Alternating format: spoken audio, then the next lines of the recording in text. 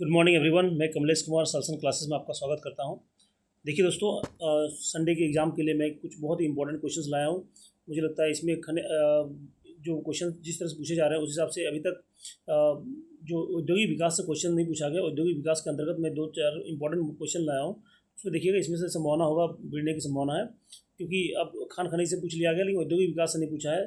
और औद्योगिक विकास में कुछ बहुत महत्वपूर्ण खान है जो आपको यूनिक है, जो कहीं पे आपको जनरली बुक में नहीं मिलेगा, वो पूछा गया है।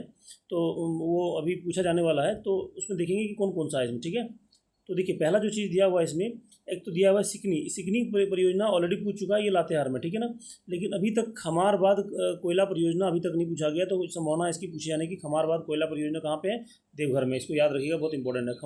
खमार से याद है ना, खमार देव करके याद कर लीजिएगा। दूसरा क्या है? बंसकुप्पी बंसकुप्पी बंसकुप्पी कोयला परियोजना, ये कहाँ पे? ये भी देवघर में है। और तीसरा क्या है? जलदांगा कोयला परियोजना, ये भी कहाँ पे है? देवघर में है। तो देखिए ये तीनों बहुत ही इंपॉर्टेंट, याद रखना है।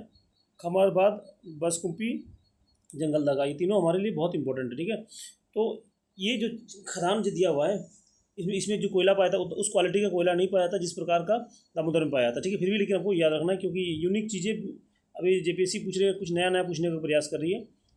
अगला देखिए, अगला क्या दिया? चूना पत्थर से संबंधित खदान क्या है? ये बेंती बगदा परियोजना है, ये बोकारो में है।